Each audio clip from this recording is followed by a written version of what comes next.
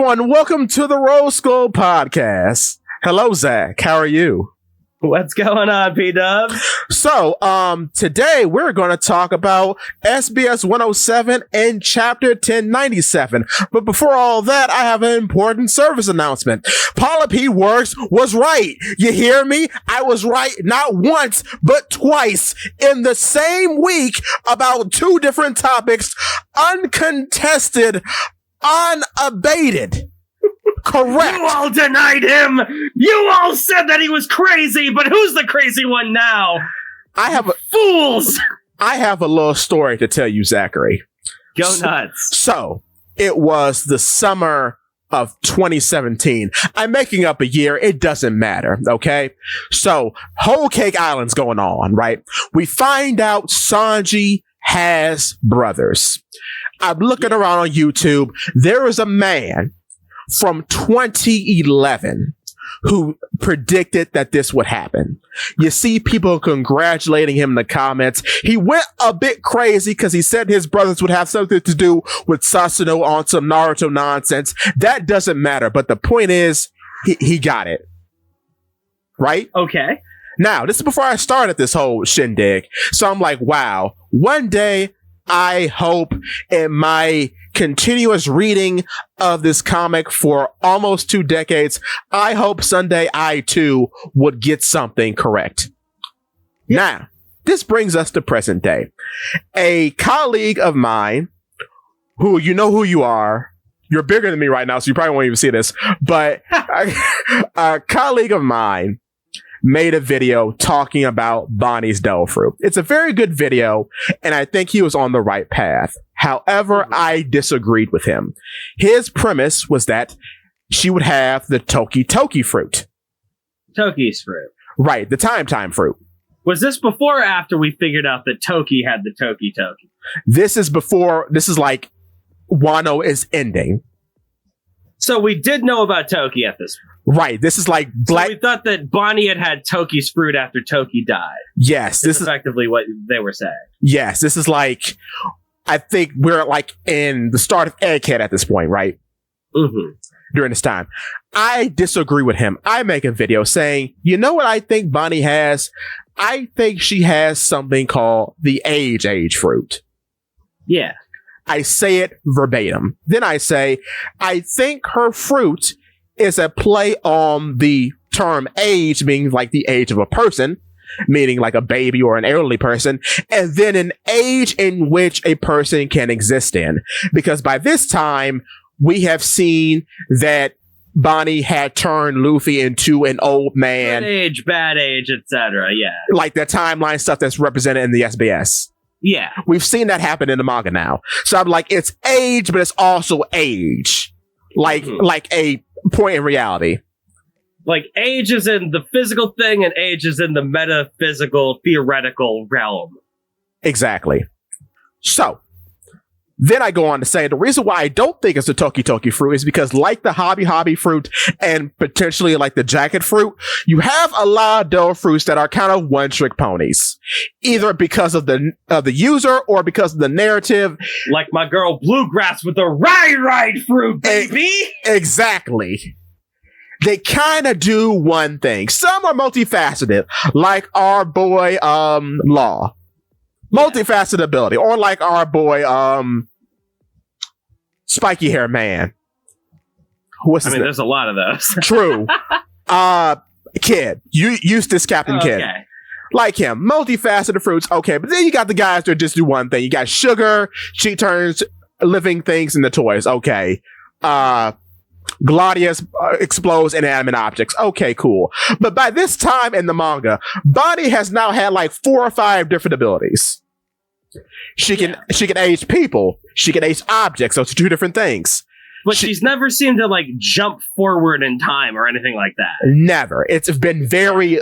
She localizes possibilities to the person. Which the ability to jump forward in time, like Toki's fruit in and of itself, is absolutely nuts. It is. If you put that on someone like Katakuri, you just made King Crimson. Exactly. And then even like with King Crimson, it's kind of it's kind of measured, but with Toki, it was like 20 years. Mm-hmm. Which I don't know if that was the limit. That's what it seems like it was. And she couldn't go back in time. Yeah. So it's like her power jump forward in time, but we never really saw her do it enough. Right. Like, she might have been able to experiment with it if she wanted to and be like, okay, let's try smaller increments, longer increments, but she always seemed to have, like, really big increments whenever she used the power. Exactly. Maybe she was inexperienced with it. Yeah. Maybe that's the only thing the power can do. Who knows? Yeah. But for the sake of the narrative, for the sake of this, she never did it on anyone else. Right. Except when she did do it on someone else, they got thrown into a portal into the future. Gotta get back to the past. Samurai Jack. Except in this case, Jack is a mammoth. Yeah. Because they fight, well, yeah. It's very much like Samurai Jack. Yeah, okay. But the point is, Paula P. Works was right. And it's funny because the Toshi no Mi, which is Bonnie's fruit, guess what it translates to? Age, baby. Age/year. So not only did I get the year fruit. Ooh. Yeah. So not only did I get what it meant, I got the context of what it could mean. Because year means that sort of age I was talking about. So, and it's also weird, like, it's so cool that it's like the year fruit, because the year is like not exactly like physical, but it's like a tangible thing, right? Yeah. You say an age, and an age is always kind of nebulous. It's like, oh, a young age, a middle age, an old age. A year is like a tangible thing. And Bonnie can turn years into physical objects. Yes, she can, like Kuma. Like, she can make it more tangible, more literal in that. So it's kind of cool that her, I guess, naming schism is way more just literal and tangible. Exactly. And then on that tangibility, she can actually stab somebody and push the years out of them, turning those years into jewel fragments. Kind of weird that didn't work on my boy Saturn. Wait, she wasn't channeling the age fruit energy through the sword or whatever. I mean, she could have. I mean, she was a little bit indisposed at the moment, I guess. She wasn't exactly focusing, but yeah, flustered. I want to believe that it's like, oh, she can't do it to him because he's got immortal surgery or some nonsense like. That could be, because I mean, you can't make a man who lives forever older. Right, I live in all ages. Yeah. That's a short. Bang. But yeah, I think, well, we have evidence of that because he was the same age during that time where Figlin Garland was a young man and is now as old. Much younger, yeah. Yeah, so that's obvious. You're absolutely correct. And also my boy Immortal Bogart, baby! That, I'm calling that. You saw that short? I'm calling it. No, because that's too weird for me. I'm sorry. It's weird. Now, I also saw somebody in regards to Bogart. Yeah. What happens if you put a sneaky D into Bogart's name? Oh no. Bodyguard, baby. Bodyguard. Oh Lord. He's a bodyguard. Ah. He could be. He could be. Who knows anymore? I can't keep up half the time. So yeah, other SBS stuff. Does it matter? Well, a little bit. Kobe, I guess. Well, this is canonically correct. He steadily wants to climb the ladder. Because at first, when we first see him at the start of the story, he just wants to be a Marine officer. But by the it's like, I want to be a great Marine that helps people. But then we saw him in Post Denny's lobby. Yes. Next time we saw him. Yes, and he says, "I want to be an admiral." Yeah. And what self-respecting Marine doesn't want to be an admiral? Exactly. And then the only thing the SBS was talking about is that the sword membership doesn't affect his ascension into becoming an admiral. So that's cool. Yeah. There's a poo post about Emu's crown being like a nose or a tooth or something. Which is okay. Man, although oh man, I got the juices flowing thinking about that, though. Wouldn't it be so much cooler if Kobe had to throw away, effectively, his dreams of becoming an admiral? Because he changed them to go and join Sword? It would be more interesting. It would be so much more interesting for a character like Kobe, because Kobe decided that as a Marine, I need to be a model Marine. I have to be a great Marine. Climbing the ladder is a frivolous, arbitrary thing. I mean, my man Garp didn't want to be an admiral because it would affect his sense of freedom. Exactly. Or whatever. So maybe that's not like the most important thing, and maybe I was just being childish and just looking towards the top, like my hero Monkey D. Luffy. Maybe helping people is more important. Yeah, so he throws away the whole admiralship to help people in the best way that he can. That is so much more interesting for a character motive. Yeah. And then we could have like this whole thing where you could have like a lot of Marines around him. You could have like a Chaya situation where it's like the age of climbing the ladder is dead. It's all about Sword now, baby. And Kobe punches him on the ground and leaves fingerprints in his mouth afterwards. Okay. Like, he truly is the future of the Marine. Gurren Lagann, all right. Well, no, I was thinking about Bellamy, but... Oh, true. Okay, fair. I could be thinking about Gurren. Oh, man, I should be thinking about it. I mean, there's never a bad time not to think about Gurren Lagann. Also, great show. It is a good show. Also, we find out that Smoker is dead. Narratively. Yeah, we've given Bruce way too much. Because, do you want to know what happens in SBS 107, Zakk? I vaguely remember you talking about we get Bruce's backstory for his big dumb hat. For his hat! His actual brother is over. It's over. You know how over it is when a hat has a backstory? He's done. He's cooked. He's smoked bacon. He's out of here. He's so sad. He's so over. Because, man, I like Bruce. Yo! Like, I don't even hate Bruce. I like Bruce a lot, but man... Replace! Oda... How can you do this to my man Smoker? Oda is Andy in Toy Story 2 holding Smoker in his hands, he possessed. He doesn't want to play with him anymore! Not at all! Yo! He's not even on Egghead! He's not even Where is Smoker? Not on Egghead. Not on Amazon Lily. Not on Full of Lead Island. He is nowhere. We have had 3. He made a point to draw Tashigi. In the grand scheme, compared to Smoker, Tashigi doesn't matter at all! No! But apparently that was wrong, because Tashigi matters a whole lot more. And you know, she got to be on Hachinosu! Kobe literally stole his girl. Hey, what, you know what? Helmeppo is here. It's over. Do you know how over it is? I cannot believe that they replaced Smoker with Helmeppo.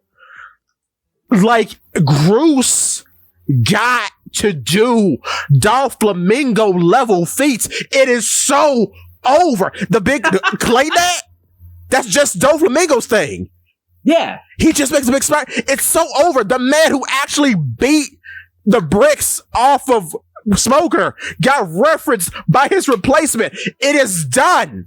But for those who aren't in the know, the reason why Bruce wears a long hat is because he would constantly hold his head down and bump into things. One day he bumps into pirates, he gets beaten up. His mother gives him a long hat, which forces him to look forward wherever he goes, because the bib will obscure his vision if you look down. I love Oda. I love Oda so much. Oh my god, that's so good. That's so good and dumb. I love it. Oh, that's so good. And it's heartwarming. It's a story of being unconfident, and then you are forced to build confidence out of a physical impairment. Jeez. Oh, that's good. But man, what we've sacrificed for the everything about Bruce rules, but what did we sacrifice for him? Well, see, the problem is Smoker didn't make a funny little smoke baby. Bruce made a funny mud baby. That's why he's in. I don't care if Smoker made a funny baby or not. Smoker has a motorcycle, a smoke-powered motorcycle. That's the coolest thing I've seen in my entire life. I'm about to ruin Smoker for you. You know who he's like now? Mm-hmm. You know who he's just like? I mean, one for one, beat for beat. He's Sabo. Think about it. He's a Logia that's fire-related that wields a blunt weapon. They're the same. They're the same thing. That is some of the most surface level. That's some of the most surface level distinctions ever, though. They're nothing alike in character. Well, that's too bad because he's joined the Marines. No, he joined the Revolutionaries. Yeah. He has to now. He has to. Brother, where is he going to go? What is he up to? Because he met... Okay, here's the thing that got me to... Is the man marked by flame Smoker? Probably. Well, no. Where there's smoke, there's fire? I don't know. Here's my thesis for him. Where is he? I just want to know where he is. Putting his resume into Dragon. That's where he is. Because now I've thought about it. I'm like, I could see it happening because they were in the same place twice. I guess maybe. Because at Roger's execution, even though it's not in the manga, it's in the anime, it's in the live action. So we're just retrofitting that Kid Smoker was at Roger's execution. Okay, fine. Yeah, but that also means that the revolutionaries are joining Cross Guild. How so? Because they were also in the same place twice. Between Dragon and Buggy. True. The same two places. He could join Cross. Yeah, I'd said that too. He could join Cross Guild as well. Huh. There's so many options for Smoker. I don't think that, having a conversation with Dragon doesn't exactly demean, oh, he's definitely joining the Revolutionaries. That was one conversation that yeah. And his entire story is about, being a little bit fed up with how the Marines do business and trying to do things his own way. Yeah. Because he's a proto Aka Inu. I'm just here to catch pirates and do my job. Right. I would think that Smoker would thrive in a Red Dog Marine Corps. I would think so too, but the problem is he sucks. But he doesn't. He's so good. He's so good. The man forced the most wanted man in the entire world out of hiding because he was such a threat to the guy's son, who happens to be the protagonist of this little manga. Yeah, we call One Piece. The man is good. Unfortunately, he just has a lot of really terrible circumstances surrounding him, and a lot of bad L's. His only really bad L is Virgo. And Doflamingo. Did he lose to Dofi? Yeah, Dofi was sitting on him. Oh, fair enough. I did not remember that at all. He lost to Law, technically. He didn't lose the Law. He got body swapped with Tashiki. He got body swapped, but Law could do that with anyone. That was before we had this new lore where you could just pump enough hockey into your body and undo devil fruit effects. That's fair. Maybe I'm being too mean. Smoker's always been if Smoker is in the story, he's always been kind of a problem. Yeah. Yeah, that's true. But Smoker's story ended in Alabasta. Yeah. That's the problem with him. You brought him back in Punk Hazard, which was cool to see. But really, he was there to... He was there as a sacrifice to hockey. Yeah. Smoker, he was there to really be a sacrifice to hockey. We did it once with Caribou, but who cares about Caribou? Yeah. How much are we going to show? How can we show that hockey is really important? Well, how about we take that one character who, being a Logia, in itself was a problem and made him invincible. And put him up against the Hockey Man. A literal full-body Hockey Man. Yeah. Like, Smoker was really just there to show the new power dynamics of the world. Yeah, true. And how it works. Yeah. And it always sucks to have to think about, like, storytelling in, like, this mechanical way, but this is kind of the case. It is. And he's sacrificed in the same way that Green Bull was. Even though they're both still pretty good and strong, Smoker just has a really good story attached to him for Alabasta. He does. I'll give you 5 minutes. Don't let me catch you again. My man is straight drawn from a Monkey Punch artist. He is Zenigata. Yeah. Until Kobe came into prominence. See, but not even Kobe's Zenigata, because he doesn't care about catching Luffy. No, he does. It's weird because we don't have a garb. It doesn't feel that way. I can't say that Smoker's garb. That's disingenuous. Yeah, but it feels like there should be a garb. Yeah. But the Marines just don't have that kind of representation in this story. Because the Marines are represented in a lot of different ways. Yeah, true. Because a lot of the time the Marines are in the story to show that while the world government and kings can be pretty bad, there still are people that work in the system that are people and not monsters. You know. Some of them aren't. Trying to make it not entirely black and white of this side good, this side bad.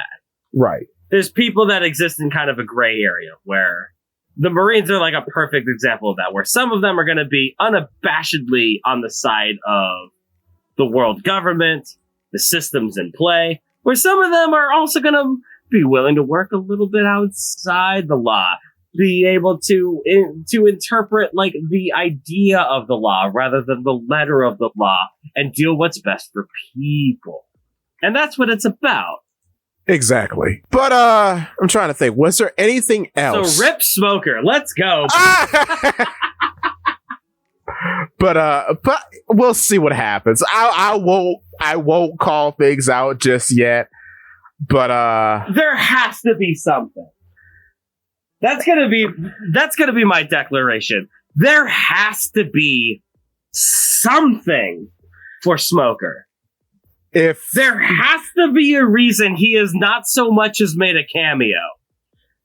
He is a vice admiral, and they invented 20 new vice admirals just to not show him at Egghead. Some with devil fruits, whole new devil fruits. Yeah, which there is a reason why we haven't shown him yet.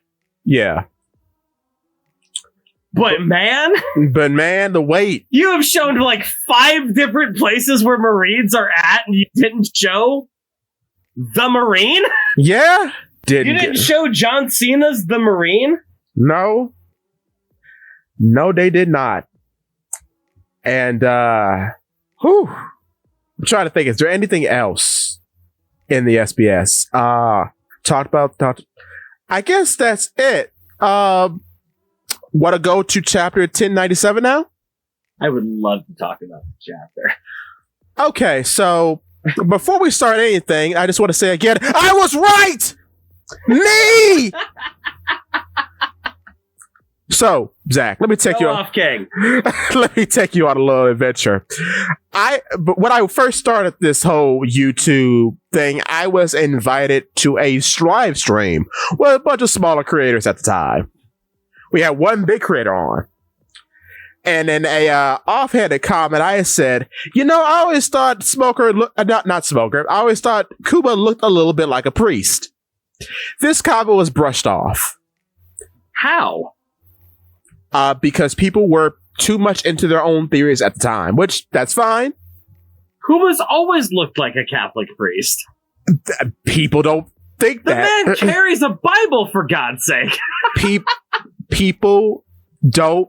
It's their own things, that's fine. Yeah, all right, okay. Maybe I'm just smarter than the... Okay. Go on. I mean, this is off of a comment saying that he had a Celtic cross on his jumpsuit. A Celtic cross? And then I and someone else said it looks like a reticle. But my man is like, yo, this man's a druid. But hey, we all have our different conclusions coming to things, and that's fine. So I made a short.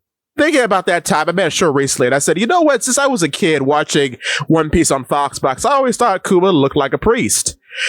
You can even say during his big showing during Thriller Bark, he does a lot of priestly things. He exorcises a ghost girl by poofing her away. And it would make sense to bring a character like that into an arc like Thriller Bark. Right. He meets with a vampire-looking character, much like Van Helsing, who is heavily associated with Catholicism. Yeah. What else did I say? Oh, and he also performs another exorcism by exorcising the pain out of Lucky D. Luffy, and he also performs a type of baptism by showing Zoro, okay, here's the pool, young man. Show me your devotion to your captain. Stick your hands in the pool of pain, young man. Do it, and I'll leave you all alone. But, hey, that was silly of me. Kuma is not a priest. It's obviously Celtic in nature. It's obviously Celtic in nature. He's a bear. And Celtic believe in animal spirit. And it's not canon that he has anything to do with the Catholic Church. Until 1097, when we get to the first page, and he's a pastor. Get old, baby. My man is a clergyman.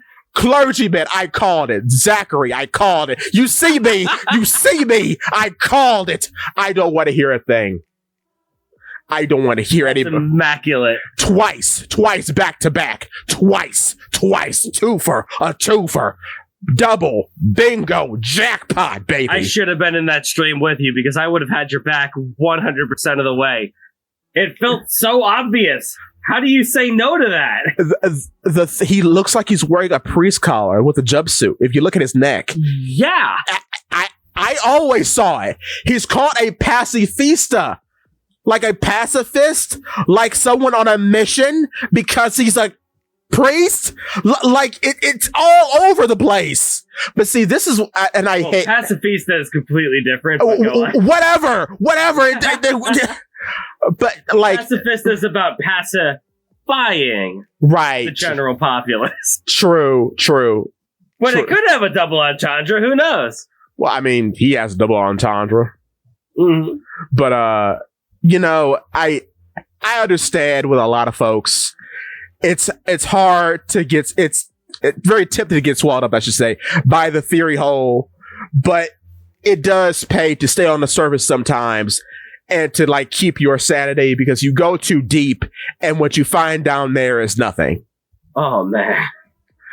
And I probably shouldn't have said that because man. All I gotta say is just, don't keep your expectations low, but look around. Look what's in the story. And kind of look at things, not just from an Eastern perspective, but look at things from a Western perspective, because Oda is surprisingly very good at that, which is weird. Like, very common sense wordplay things seem to occur in One Piece. Like, he understands the English language very well. It's very strange. But, yeah, props to him, I gotta say. Because it's obvious. It happens all the time. Like I made a joke. Kuma's a bear. He's healing people in his chapter with his bare hands. It's very funny. No. It's funny. And I even commented in that video wondering if... Yeah, you did. Thank you for that. Oda is not fluent in English. No. Oda does not speak English. And I always wonder about, how far does his mastery of the English language goes? Because obviously he knows some English words. He named his manga One Piece. Yes. So obviously he knows some English. And that he but knows how much is always the question. and then he knows very Western names like Bartholomew. Mm-hmm. What? But anyway, yeah. How do you try to deny the Catholic priest connotations when the man is literally named after an apostle? Oh, I didn't know that. Oh, well, well, there you go, ain't it? There it is. There it is. But that's what I say. You gotta. So that's why Kuma is great. And that's also why Bartolomeo is great. Yeah, because it's like a spin on the apostle name, but it's not the same one. Exactly. And then they both look like animals. One's a bear, one's a rooster. It's very funny. Yeah. Also, the cover page is very cute. That's a shot of Guinea, though. Goodness, but yeah. Wow. Just wow. Okay. Also, once again, a cover spread that has to deal directly with what we're dealing with right now. Yeah. We've been getting a little bit more of those recently. Yeah, he's Remember when the cover story ended with "Pudding is suddenly here"? Right. Yeah. No. Also, is it me or does Kuma look weird without the sunglasses? It's been weird for a minute with him, just his eyes showing. It's weird because we've never seen him like this. It doesn't feel like he should have eyes. Yeah, which that's another thing people like. I don't know. Because to me, it's like he's wearing glasses when his eyes haven't been modified. When his eyes are modified, you don't see his eyes. But people think, oh no, that's just the stylization of his eyes. Brother, they light up in the anime. Like a reticle comes out of his eye. Man is a robot. He has facial recognition technology in his eye. He brings, in the manga too, he brings up bounty posters in his mind after he matches the face with the bounty poster database in his head. Like I don't know. It feels like I'm taking crazy pills. Like, it's right there. Just look at it, please. It's so obvious. Oh no.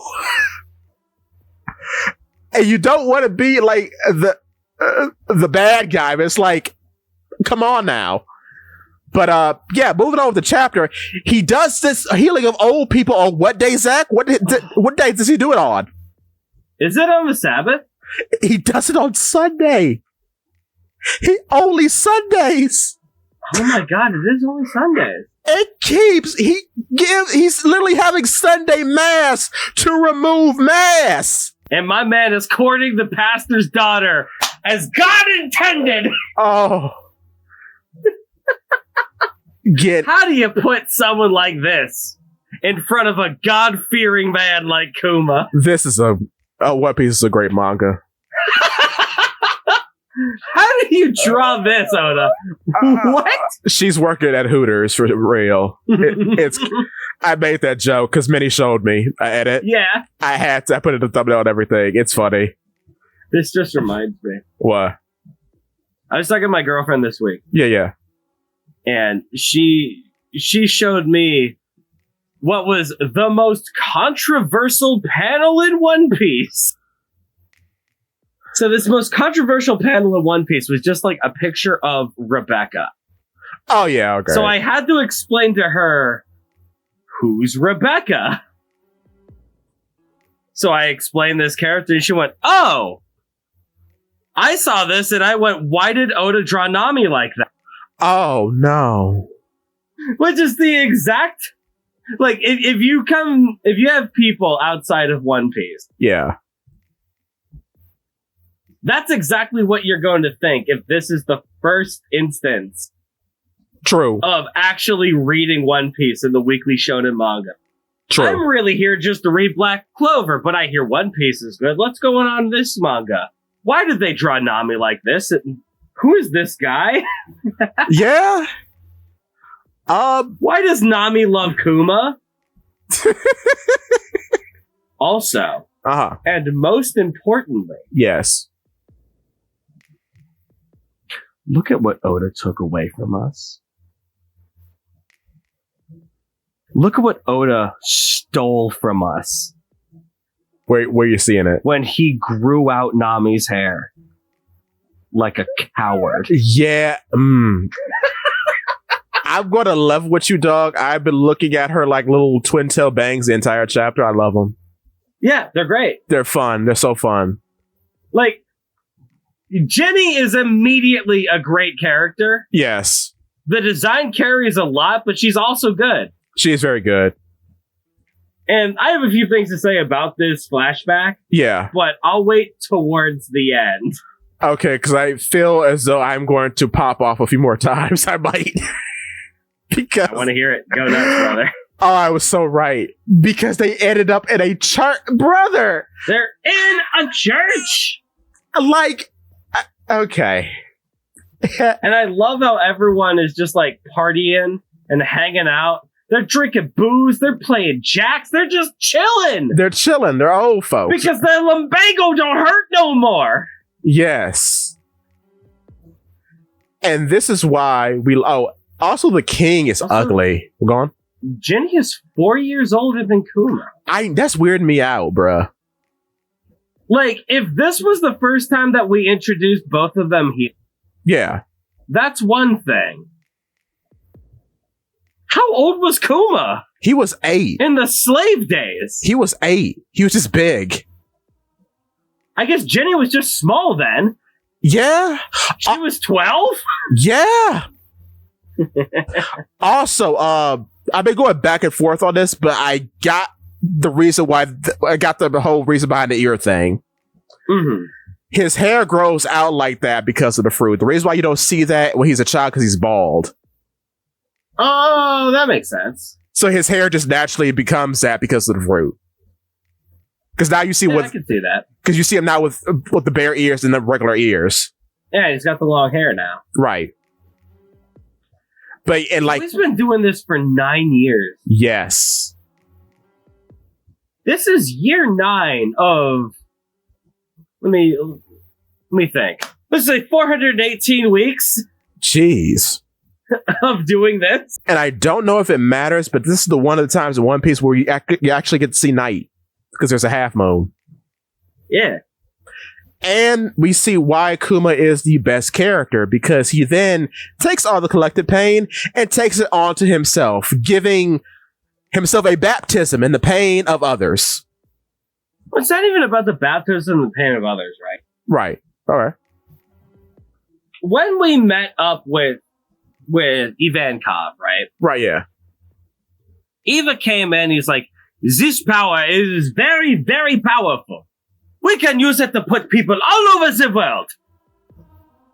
And you have the power to do so. You have the power to cause unmitigated destruction. Move people and resources anywhere. Create entire walls and armies. Do whatever you want to do. What does Kuma do with his power? He becomes a pastor to heal old people. He heals the sick and the injured. People that can't help themselves. What a cool guy. What a cool guy. He could do anything with this power. And he decides to do his best. And I appreciate that. And he's taking it too. Goodness. It rocks the entire church. It's so funny. So when we get to Kuma,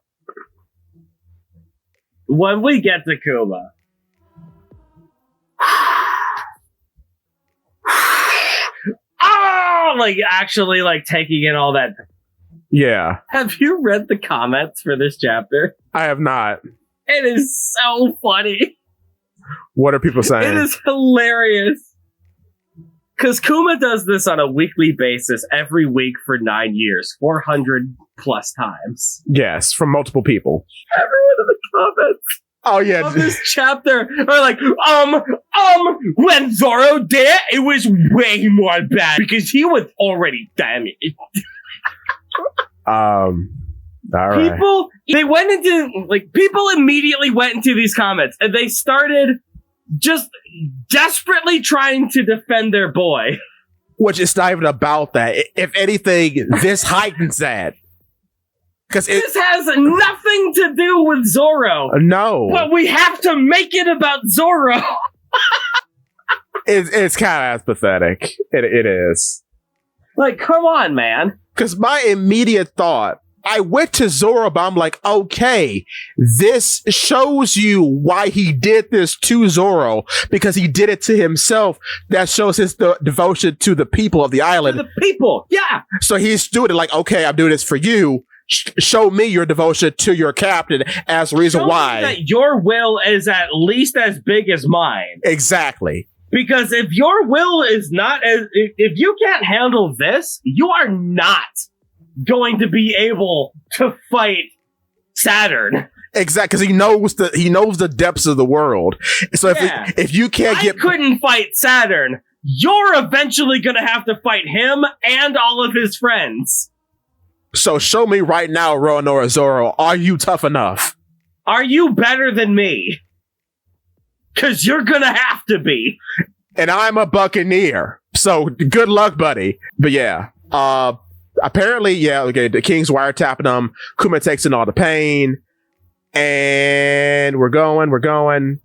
Oh, Duginny's so cute. We're going. Duginny's so sad. Oh, I love her as little nurse. She's also, great. I love that, like, when they show Kuma, like, he looks exhausted and tired, but it doesn't look like it's just the way that she's treating him. It's not just pain, because he didn't just push out pain. Right. It's also illness. And probably fatigue. Illness, fatigue, pain, all of that. He took that into it. Like, this man has the common cold 17 times, plus all the pain of being old. Yes.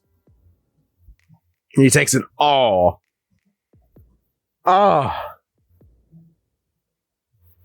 But like, could you imagine, though, if this chapter came out and Ginny's like, yeah, dinner time! And she starts eating bread. She's got a big smile on her face. Kuma's got a big smile on his face. And everyone in the comments are going, Sanji would have cooked it better. Jeez. Zoro fans are a lot, I tell you what. We can't have a Sanji fan, it is my job, nay, my duty, to style and clown on Zoro fans.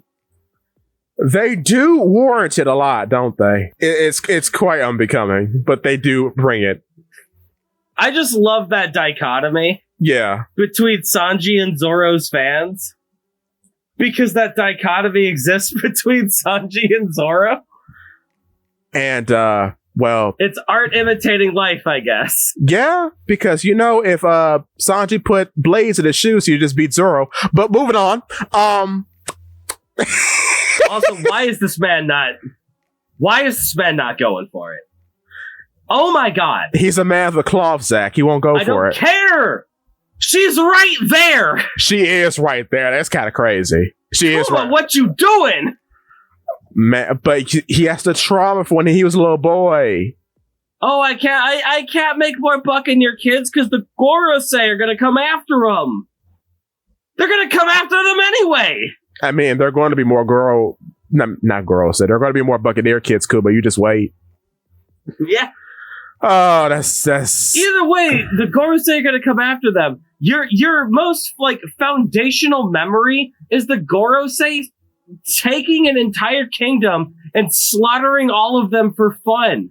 Yeah. It doesn't matter if you make more Buccaneer kids. They're coming for you no matter what. You being alive, despite the fact that you saw Garcia Saturn, is enough to warrant that you should be killed. Yeah. And might I just say that Guinea does not have one bad fit in this entire chapter? Does she have extra? Oh, yeah, she does, yeah. It's a fit almost every page. And I love that he's just Big Chin Luffy. I love it. It's great. Yeah. Come on. I don't want to make you unhappy. He was like, oh, man, he's so self-sacrificing. We already got the self-sacrificing thing. Yeah. The man has taken on the pain of an entire country, literally holding the pain of a country on his shoulders for 9 years. 9 years. Nearly a decade. Kuma, it's okay. Go for it, buddy. But he wants to join the Freedom Fighters because that dragon guy looks really cool. I have so many things. You want to pop off, King? Because we can. Or you want to hold it in? Go on.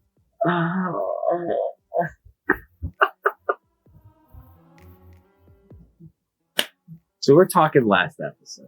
Last chapter. Yeah. One of the most hyped chapters of all time. Yes. Because we get to have these big, gigantic spreads of all of these crazy crews and characters, right? We go in there like, oh my god, Rock's crew introduction, mine exploding and blowing and going, oh my god, this is awesome! Look at character I know! Whoa! Rox isn't here.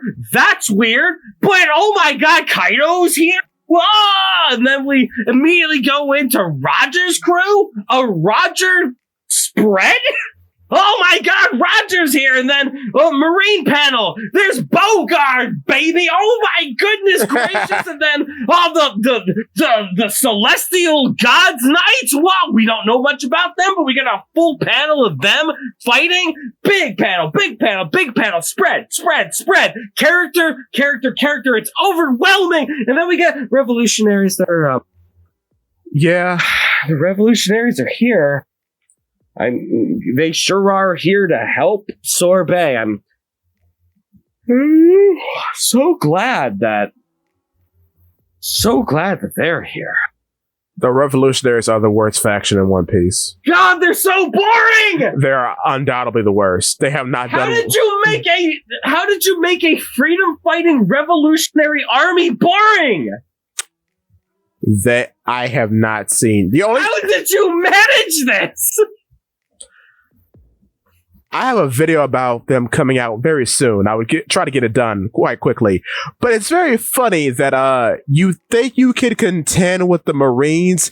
I have not seen one person in this entire cabinet of guys. Maybe Dragon has something, I don't know. But like, unless we're talking about Kuma or even Kov, I guess, who's gonna fight like somebody like Green Bull? Like in ideal situational battlefields? How can you contend? They've never been about taking a fight to them. They're an espionage service. I guess they are. They're not a revolutionary army. They're a revolutionary spy syndicate. Yeah, because technically there's only one person in this entire outfit who has a army, but yeah. I mean, theoretically, you put Sabo out there, he fights Green Bull. Easy. Yeah. And it's not even because, like Sabo is a talented, strong individual, but he also has the natural weakness to Green Bull. Right. Sabo could easily fight Green Bull. That's not a problem. Sabo fought, what's his name? Fujitora to a standstill. True, yeah. So he is the second in command. It does make sense that he would be, if we're talking power scaling levels, where he makes sense he would be admiral level. So he could fight any admiral. Even Kov, he was there at Marineford, where all the admirals were.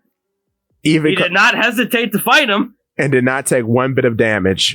Did not take one bit of damage. Even Kov, pretty much admiral level. Yeah. Kuma is weird. Kuma could be admiral level. Yeah. Like, he's standing up to Sakazuki as we speak in the modern time. Right, yeah.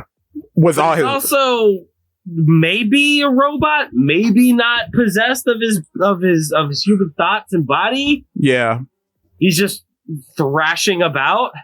Like a fish. He's weak, he's damaged, and then Akainu, he cuts him off guard. Okay, cool. I guess. Yeah. If he has all of his faculties, maybe? It's hard to tell. Yeah. Just because Kuma is so absolutely busted. True. But even in unideal situations, the lesser commanders are still able to contend with Admiral.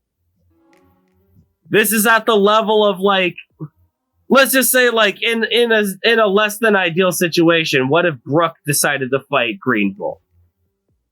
Which is something that could happen because Brook completely negates anything Green Bull can do. Exactly. Which is hilarious. All right. What are you going to do? Suck out his nutrients? He's already a skeleton! That's a short. Love it. What is one of the best ways to get rid of greenery and forestry? Well, the first one of them is burning it, but the second one of it is ice, baby. Ice, baby. Yeah. So I guess that's a bad example. Well, I get what you're saying, no, but still, yeah. Yeah, there are espionage unit because most of their powers do revolve around sneaking around and or I guess overwhelming the enemy suddenly and quickly. Yeah. But they are lame and bad and I don't like them. It's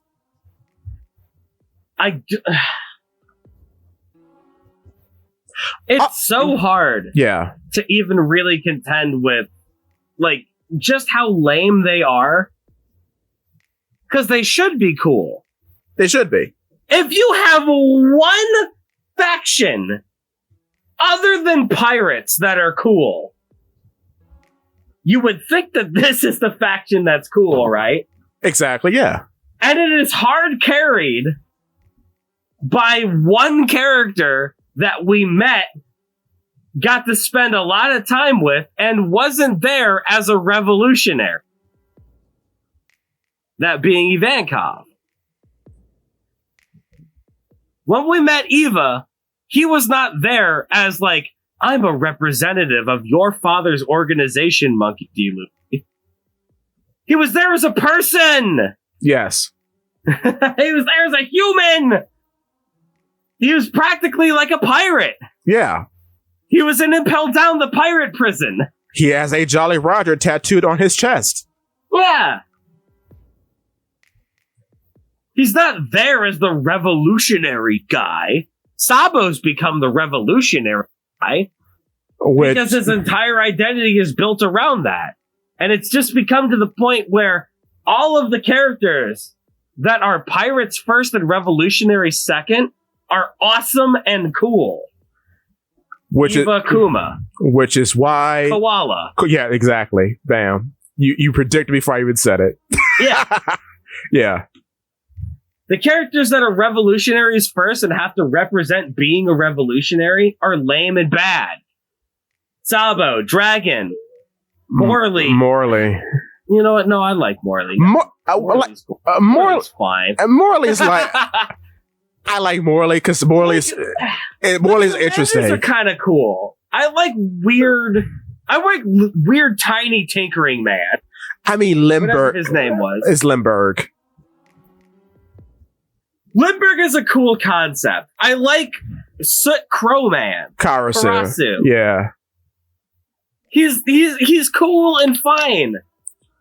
I think Bello Betty kind of uncovers some uncomfortable things about the revolutionaries. But people that say, like, Bello Betty was never meant to be like mind control. Yeah. I know people like to say that a lot. That's not what Oda was going for. No, it's like motivation more than mind control. Yeah, and I don't really feel like that's like a definite salesman. Like, Bello Betty represents what the revolutionaries are trying to accomplish. Yes. And we do that through a power set and through a character, because that is easier to convey to audiences than vague ideas and metaphors. It makes sense for what it is. I will say that. We are a revolutionary army that wants to empower a downtrodden people to fight against tyranny. Yes. We're going to have a character that represents that by powering up the downtrodden people to fight. For themselves, yes. Yeah. like the revolutionaries have never been about we're gonna go ahead and fight everyone. The first thing that we find out about the revolutionaries when they show up on screen are, I don't want to fight your battles for you. I want to make it so that you can fight your battles for you, so I don't have to worry about it. And that's what Bello Betty is. Exactly. Yeah, true. Like, I've seen a lot of people go, oh, Bello Betty is mind control. She's poisoning the minds of the youth to forcefully fight the world government that they rightfully should hate and despise, but, That's true. like, I don't think that Oda is going to be looking into that and going, yes, this is an evil character that forcefully controls the minds of downtrodden citizens, all for the benefit of this nefarious revolutionary army. No! No. That is not the point at all. I'll save it. Though it is a very funny coincidence. Yeah. If you look into it a little bit further. And I will say there's someone else. I'm not trying to not spoil my own stuff. There's someone else with slight implied mind altering abilities. Eva? Yeah. I mean, you can change the hormones in a man. That's true. Yeah, which I'll save it. I'll save it. Okay, we can talk about Eva later. Yeah. No matter what, Revolutionary Army is boring and lame. I can't put my finger exactly on what makes them boring and lame, but they are. They do have a cow man, though, and that's kind of neat. I'm looking. He hasn't joined yet. He's a current member. Oh, okay. But yeah, I've never seen a revolutionary spread that makes me go, yeah! Never. Whoa! I've seen spreads from every other faction that makes me go like that. Yeah, me too. Except for these guys. This is the most wanted man in the entire world, and he is showing up, bossed up, surrounded by all of his goons. And I just don't care. Who is that woman in the top hat, though? She's interesting. Yes. Oh, and also, go on. Maybe that's Bello Betty. Who knows? Yeah. Also, Guinea has stockings now. Yeah. Interesting. Just like another character we know that is definitely her daughter. Just like two characters we know whom I don't know. One of which might be her daughter. Yeah. Even Koff is now in his almost full getup. He still does have his Jolly Roger, which is weird. But yeah, we have Dragon show up like this, right? And immediately we see different revolutions kind of influencing his design and the design of all those people. Yeah, there's almost a uniform, which everybody is wearing the military coat. Because Eva, Kuma, and Dragon are all wearing the same kind of coat. Yeah. Also, what does he do? What does he do?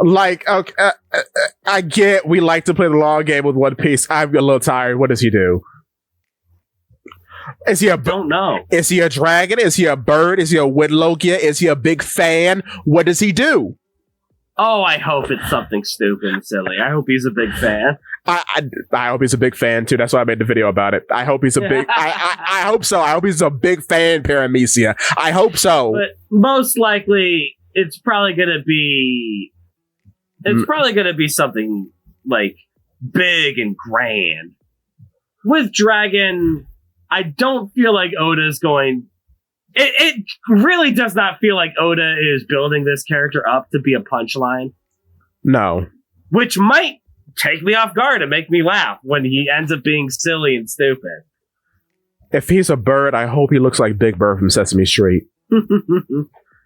Thunderbird would make sense, I guess. I haven't said anything about that. Maybe the big fan from the Japanese mythology that Roshi hat or whatever. Oh yeah, the Bancho fan. The Bancho fan. Oh yeah, that's what the video is about. Thank you, Zakk. Oh my god. Bancho no me or whatever. But yeah, true. Like, Dragon is a guy who shows up, looks stern, and that's it? Yeah. I just need something to happen. I'm just grasping at straws desperately. Because I want to know anything about this character. Because every time, like, in this scene here, right? The scene where they're all together, he is easily the least interesting man in the room. I don't know. The guy directly to his left with the weird mustache and sticks? Oh, huh. That guy is supremely disinteresting. So, like, Dragon at least has a cool coat. I mean, yeah, that's true. I do like his coat. I do want to know the story about this bandana and why did it end up on his face as a tattoo. Yeah, I want to know about the bandana, why it's on his face. I want to know why they're wearing military fatigues. And then they aren't. Why is Dragon a decorated military guy? Maybe because he was a former Marine, which I did call. Yes? I did call, but a lot of people call that, so whatever. But yeah. The 3-star general in the Marines? What does that even... What does that mean? Commodore? How high did Dragon go in the Marine? Right? Was he like vice admiral and then he decided to leave? Or is it silly and he was like a crappy guy who sucked? And then he left and became the most wanted man in the world? Who knows? Maybe everything about Dragon is circumstantial. And he's like the Wapple of this time where he saw Eam accidentally. And now has to live with this. Yo. I don't know. Can you imagine the upset? I would love that. I just want anything with this character. I low-key think he might be a fraud because he ran from Blackbeard. I don't know. I don't know, but I'm like, that's strange. But hey, we don't know. We have to wait and see. It's so hard to tell what's going on with this character because Oda consistently gives us nothing. Nothing. Like, with other characters like him, with other quote-unquote nothing characters, you're gonna have guys like, I don't know, like Shanks, like Roger even. Characters that we don't see ever. And yet, when we see them, it is always supremely interesting. Yes. They do something of note. Always. We've been seeing Dragon a lot lately. Yeah. And he has yet to do anything. Anything at all. Since Logtown. There hasn't been a display of power since Logtown. Nothing. Like, you could show up with your arms crossed, go, we're here to save Shore Bay. And then tacitly imply that they did that. But I need to see him do something. Well, I do remember when they were at the Great Terminal, there was a big gust of mysterious wind. Cool. Yeah, that's it. That's it. That's all you get. Like, what does that do, though? What does that mean? What does that do? Where did that even come from? Was that him? Was that not him? I don't know. Did he ask the wind to come? What? Was it coincidence? Yeah. You have something like this with Dragon. And he shows up a good amount. And he always does nothing. And then you see his protege. The man that people are actually rallying behind. And say what you will about Sabo. When he's in the chapter, he's doing something. Always. He's spying on the celestial government. He saw Eam. He managed to escape after seeing Eam. He managed to steal the Maramara from Doflamingo. Yeah. He's done things. Yes. He saw the Mother Flame. He beat up a commander of Blackbeard. He's done. Sabo is another character I point to and say is implicitly and tacitly boring. Yes. But I could point to him and say, here's the things that he's done for the story. Exactly. This is chapter 1097. We're almost at 1100. This is like what? The 5th appearance of Dragon? Yes. I'm not even going to mention them all. You could do that in the comments. Yeah. But let's just say this is the 5th appearance of Dragon. The most wanted man in the entire world? What's his bounty? And the most important thing that he has ever done is that he showed up and had a small conversation with a Commodore that said, you're not supposed to be here. And he goes, I wanted to save my kid one. Okay, bye. The most important thing that Dragon has ever done was talk to a low-level nothing Marine in the East Blue. Yes. Yep. That's actually it. What do we do with that? Like, no, seriously, what do we do with that? Yeah. Oda, I could try to speculate what Oda could do about that. As a fan, what am I supposed to do with that? Exactly. I want to like this character. You've given me nothing. Nothing. And so when you take up half of a page with Dragon and his goons, even though there are characters that I like in this page, I like Eva, I like Kuma, I like Jenny now. Or Jenny? I don't know. Yeah. Doesn't matter. I like those 3 characters, and the most wanted man in the One Piece world is stanced up, bossed out of his mind, and there is 0 reason to care about. Not whatsoever. And that is a very big problem. This is like the big villain making his making his reveal. This is the Madara Uchiha of this series. Yeah. This is Aizen taking off the glasses. Yes. This is, I don't know, Nappa and Vegeta showing up for the first time. This is Frieza's final form. This is Frieza emerging after the Spirit Ball. Yes. Or Frieza coming in his final form, or whatever. This is Crollo fighting Killua's family. Yeah, his dad and granddad, yeah. Who is this? Who is it indeed? Why should we be afraid of him? Why am I supposed to care about this guy? Yeah. You've given me nothing!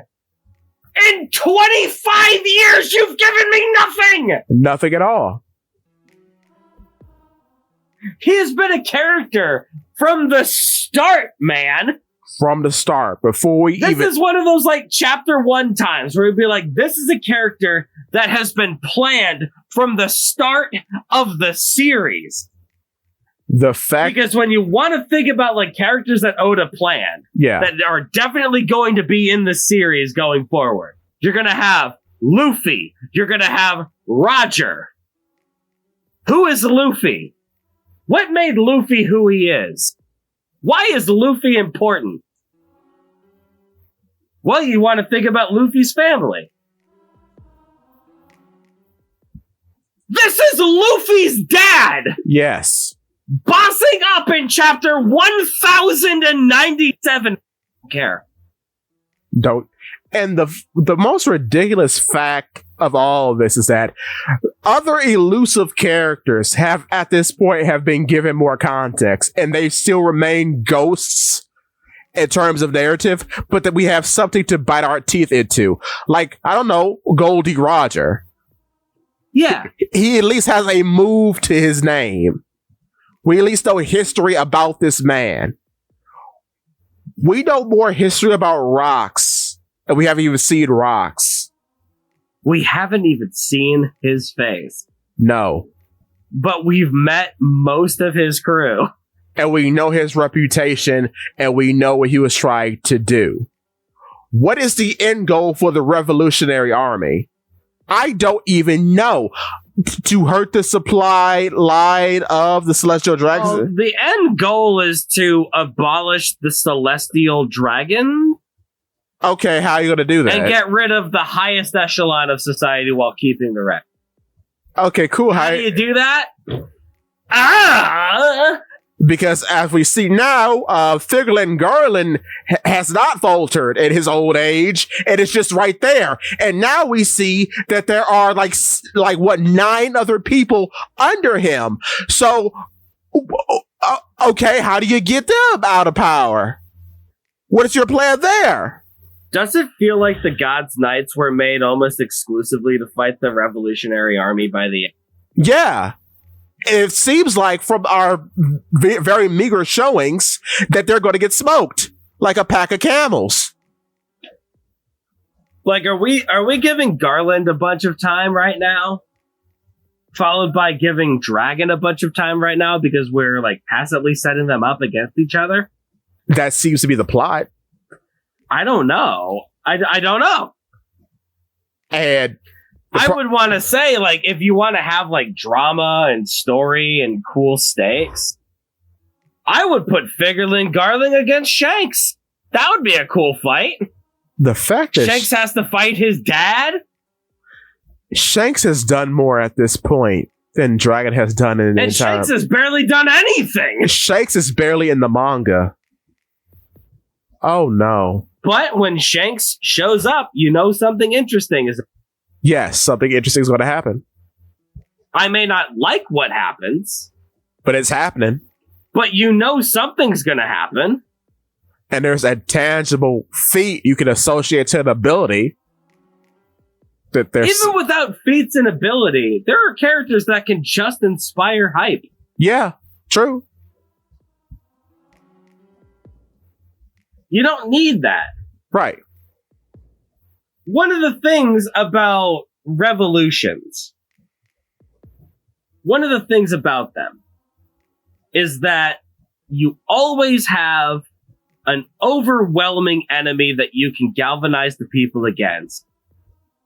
And more importantly, you have an extremely popular, charismatic guy that can guide them. Exactly. I mean, shoot. They exiled Napoleon to an island to die alone because they knew that Napoleon was going to be that kind of guy. There was social instability in France. Well-loved military general hero coming into France to party like a G. But God, they're going to turn Napoleon to the king. Put him on an island. Blame it on Waterloo. I don't know. Exactly. What is Dragon? I'll tell you what Dragon is, Zakk. Here we go. Hey, yo, Dragon, I need you to be a good Marine. Screw you, Dad. I don't want to be the Marines. I find no justice here, Father. Dragon, please, just push the battleship. I can see this guard picking his nose and begging Dragon just to push the battleship bag. And Dragon's like, there's no justice in that battleship bag, Dad! And he punches the boat. Just like the world government punches down on the citizens, man. He is a long plays on his bongos. Like a long-haired hippie that he is. Oh God, no! That's giving him way too much character. Oh no! I'm gonna have a cool army dad. They're all gonna dress in steampunk gear. That's giving him too much character. That is. He's Garp doing the battleship bags, and he crosses his arms and goes, and that's it. Yeah. That's this character. He's lame. He has nothing going on. Why did he even go to Roger's execution?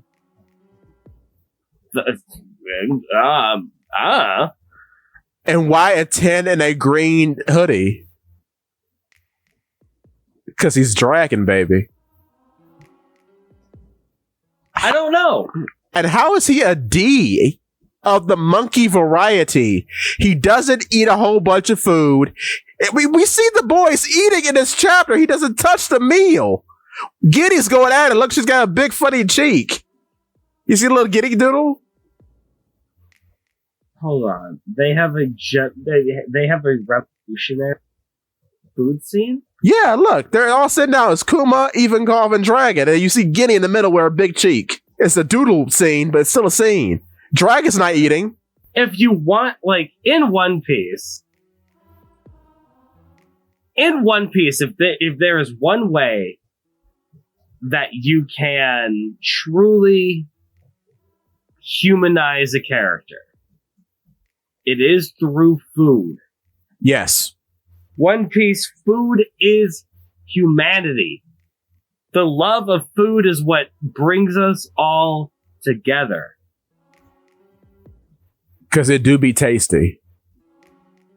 You're telling me that Dragon is so stoic and cool, he can't even be seen eating food? No, but Giddy can. Don't like him! What is Dragon's full? Like him! What is Dragon's full name again, Zakk? Monkey D. Dragon? Now, what do we know about the Monkey D family specifically? They are the most boisterous, expressive, hardy, eatinest fellas. Now ain't they? So much the eatiness of fellas that they have particular things that they fixate on. With Garp, it's rice crackers. With Luffy, it's meat. Even if you go outside, if you were raised by the Monkey D family, you also inherit this. Look at Port Gas D Ace. Yeah. And Sabo, who's not even a D. Yet. Because he's was called Sadi Bo, yeah. Sad Bo. Sad boy. The opposite of Joy Boy. The D's, the sad Bo. Whoa. But I get that you can have characters that are like drastically different from their family. Yeah. How do you make one this drastic? So you're telling me at the dinner table, well, Garp is putting 15 racks of lamb in his mouth. Dragon just crosses his arms and says, meat, how droll, father. It's not even meat, how droll, father, because that demeans any character. He goes, revolutionary stuff. Oh, yeah. Oh my goodness. We have to do revolutionary stuff. After dinner, I have to go do my taxing. Goodbye, father. Except even that roboticism makes for a character. And it's strange he has less character than the man who's eventually going to be a robot. Yeah. And then there's nothing there. There's not even so much of a lack of anything that it could be a joke. And then you know what I mean? I know what you mean, because I've talked about that type of character for 10 years. But anyway. There's not even that. Oh, Lord. The man has less going on for him than Jinbei, sir. Yeah. Yeah. Wow. I have to run this to the computer. This is impossible. Mind How you, did they do this? mind you, his second command goes, hee-haw! Hee-haw! Hormones for everyone. I live on a pink island where alligators wear wigs. Hee-haw! Like, And Dragon isn't even the straight man to that extremely expressive and funny character. and you know what's so strange? He's so boring that even Ivankov changes his personality when talking to him. Yeah! Because the one line they have, he's like, "Hello, Dragon. Why do you always look towards the east?" Jesus. And I'm like, he's not yelling? When is Ivankov not yelling? What is this? Ivankov is a lot like me. And I'm always yelling. That's all I gotta say about that. But that's the one time he's not. Like, all Impel Down, he's yelling. He's yelling when he's sad. He's yelling when he's happy. He's yelling when he's on the offensive. And then when he's talking to Dragon, "Oh, Dragon, why do you always look towards the east, Like, the calmest, regular, monotone voice. And I'm like, how are you doing this to this character? I literally don't understand. Even when they're, like, in a serious conversation with him, Sabo, and Ivankov, Ivankov is like monotone the entire time, except for one small outburst, and then he's back into character. But even then, Ivankov is still interesting and fun to listen to Yes, because of how he phrases things. exactly. Not just talking about like his particular vernacular, but just like how he talks about stuff. Oh, we're taking the fight to those darn celestial dragons. Man, it sure is gonna be cool watching them starve for a change. Hee-haw! Exactly. Like, he'll say that, and then Dragon will be like, "The siege seems to be going well. Report. Okay. Goodbye." And that's it. And we can't do nothing with that. What is Give that? him a verbal tick. Anything. Have him laugh. Do you think that we're gonna get to hear Dragon's laugh by the end of the series? No. He's in a land where there are 99 chefs he hasn't eaten once. He's not. What does he like to eat? What does he eat? What does he do for fun? You're telling me he's all business all the time? I mean, Kuma eats and he's a robot. Yeah. Like, wouldn't it be cool if you just had like one panel of Dragon like flying a kite? Yeah. He's just got a hobby that has to do with his wind power. Yeah. Whatever they might be. Exactly. And you just have a scene where he's talking to his men. They're on Kamabaka Kingdom, or Kamabaka Queendom, so, you know, it's not like a big moment where they have to be, like, on their guard at all times. They're talking about the siege that they're going on, and Garp is just sitting back, he leans back a little bit, and he's flying a kite. Yeah. Or maybe he turns over and he grabs, like, a bone from his bowl of bones, and he starts to munch on it. Well, that's weird. What's that about? Right. That gives me anything. Dad always liked the meat, but the true nutrients is in the bone, that fool. The true nutrients is in the marrow. For the meat of society may be the celestial dragons, but it's the marrow of the people that really push it forward. You could do anything. Dude, I would love it if Dragon was like an over proselytizing, like poetic idiot who just tried to make poetry out of everything. Yes. Like every sentence out of this man's mouth should be about like, this is how this deals with society, man. He should be a Reddit post. And mind you, do you have the One Piece wiki fired up? I don't, but I can get onto it. I just want you to type this name into the wiki to give you a perspective of what we're dealing with. What name? G as in game, A as in apple, M as in mother, B as in boy, O as in Otis. Gambo? Yes. Now enter. Oh, who's this funny little fella? He's a part of the Revolutionary Army.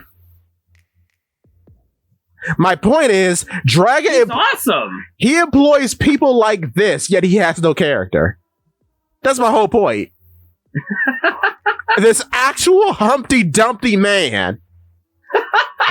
What? Like, it would make sense if he was like the straight man. Yeah. Comparatively to all of this weird nonsense around him. Because everyone around him is a weirdo. Yeah. And it'd be funny if he was like a straight man to that. Like how Zorro is to the Straw Hat. Right. Because but it's not even that. He refuses to acknowledge the joke. And not even in a way that's funny. How did he meet Ivankov? I don't know. Like this gigantic human. This big freak. How do you run across? Like, look at him. Even without the makeup, look at him. He's huge and big and freakish. How do you not say anything? It just amazes me that a character like this, A, exists within One Piece, and B, is supposed to be taken as one of the most important characters in the series. He sucks! You know his bounty's gonna be like 6 billion. Maybe. And then I'm gonna put my head in my hands. See, I don't think his bounty is gonna be quantified with money. I think it's gonna be like, if you bring us Dragon's Head, you get one wish. Like, you get to name your price if you can bring us Dragon. Interesting. Or maybe you'll get to be a celestial dragon. I don't know. Yeah, right? Huh. Like, I don't think it's gonna be quantified with money. Fair. I think Roger and eventually Luffy is going to be like... Luffy is going to be the highest bounty we're ever going to... That actually makes sense to me. And he's going to be slightly bigger than Roger. Yeah. He might be actually the 6, since Roger's the 5, so we have the whole numerology thing, because Oda likes it, or whatever. Well, I don't remember what Roger's bounty was. 5... Roger... I know it's 5 billion and something. 5.56. Yeah. So I'm guessing Luffy would be like 5 points. Yeah, 5.6. Then you have both. That's true. And then you can have him barely edge out Roger as the new Pirate King, etc., etc. And then we can have the reveal of whatever Roger's bounty is, and then that could be Luffy's new bounty. Yeah. Is what I'm thinking. Although I do think, I don't know. I think Luffy should have a numbered bounty by the end. He should. Like a final bounty. That makes more sense for him. Yeah. The people reading this manga would not be happy if Luffy did not have if Luffy's bounty was infinite, dude. Because bounties aren't power levels or indication of threat to the world government. Yeah. So, yeah, he's going to have a bounty. Because numbers matter. I'm thinking I'm thinking it'll be 5.6, but like... Yeah, 5.6 makes sense. Dragon's going to have a bounty. Because the numerology puns represent how a character matters. And Dragon does not matter. Not at all. Especially seeing as how we are kind of filled up to bursting with our heavy hitters now. It feels like we keep getting more and more factions. So, I mean, we need to. We need to, because the Marines are setting up. Yeah. This is the new Wano set. Yeah. The next few arcs are going to be exclusively about setting up factions, setting up the Revolutionaries, God's Knights, the Marines, the Vegapunks, Cross Guild, all the Yonko, etc., etc., etc. It's about setting all of that up so that we can have one big payoff with a grand final war. That's chasing after the One Piece. True. The moment somebody gets the coordinates to the One Piece, Morgans is going to know. Yeah. I don't know how, but he will. Yeah. And he's going to publish that. And everyone's going to be gunning for it. Everybody. That is my great decree. My hope is that I have a few. I hope we finish out the crew. I just want an answer. I want an answer. That's all I want. There's so many questions that I want an answer. An answer to what? What is the One Piece? What is Luffy's dream? Yeah, true. Why is Dragon here? Where's Smoker? Where's Smoker? Why is Jinbei around? Will he be around forever? Question mark. Will he do anything? Why did you give Koala so much juice? What's up with all of the natural phenomena dealing with science and mythology merging together? Why are there space pirates? Why does Blackbeard have 2 fruits? Will he have a third? See, a lot of these questions I can imagine them answering. Yeah. Some of them, True. But how funny would it be if we've been stroking Luffy's dream for what, 500 chapters now? yeah. Imagine if we never got an answer to that. Luffy's dream is just up to interpretation. No, thank you. Actually, no, please. Like, we know Luffy's goal. Yeah. But in a series like One Piece, what on earth is the point of keeping your main character's dream a secret for 15 years? We'll have to wait and see. Oh, it's so suffering. It's just suffering. Like, it just doesn't make sense. It don't. It just doesn't, like, everyone else has a very concrete dream. We don't see Zoro going in, well, becoming the world's strongest swordsman is actually a stepping stone to my real dream, that is, bum, ba-da-da-da-da, ba-da-da-da-da-da. Oh, Zoro, your dream is so cool. Stop! Yeah. Just stop. Why? It's so unnecessary. It is. Though, on another note, Guinea is wearing pants. She's gone from shorts to stockings to pants. The true evolution of man. And she is the captain of the Revolutionary Army's Eastern Forces, much like how Bello Betty is now. Cool. So a woman has always held that position. That's interesting. Yeah, that's cool. And although, Wow Dragon putting a woman in charge of the Eastern divisions, the notoriously weakest. See, what are you saying about women, dude? Well, nothing nice, apparently. And she's been captured immediately, so I guess that wasn't a good idea. So, yeah. This is the most emotion from Dragon that we've seen, and it's boring. But he has his funny tattoo. Cool. Guess. And, so have you heard the theory going around Which one?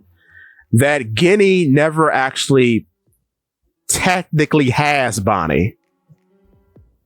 Like, she never produces a child? She doesn't produce a child, but she produces a child. Elaborate. Clone piece. Ew. It's becoming more and more likely. It's becoming very likely. Why is Guinea that important? Because Kuma probably begs Vegapunk to do it after the advent of Stussy being cloned. And then Vegapunk in his infinite wisdom uses Guinea as a base to make so many other creations. Like Nami. All of the Nami faces. Possibly. we codify Nami face. It's not an artistic decision from Oda. It was all intentional. Some candidates, well, there are some of mine I throw in the mix. Perona is one. And the idea is that as he's gotten good with cloning, he gets farther and farther away from the main attributes of Guinea. But like, for example, she has freckles, York has freckles. York and Lilith are the only biological Vegapunk so far. Everyone else is a robot. Kind of. True. Of course, Bonnie. York and Atlas both have pink hair. No, they do not. York is blonde. Oh, is she? Okay, never mind. York is blonde. Atlas has two-toned hair. Yeah, but one of those tones is pink. Wait. I'm gonna look it up. Wait. I'm pretty sure Atlas has pink hair. It's canonic. You might be right, though, because I have forgotten. They did. Because I know it did like an official coloring of everything. Yeah, pink, you're right. Yeah. Pink and white. Yeah, pink. And she does have the twin tails hanging down like a Guinea. What? She does. But her hair is colored in dark or what's... How does that work? Well, it's Oda. Don't worry about it. It's Oda, whatever. It actually does not matter. Like, it's so weird because, like, Bonnie is obviously important, right? Somehow, yeah. Like to the point where Saturn is willing to give her a pass, right? Blackbeard is willing to give her a pass. The Aka Inu was willing to give her a pass.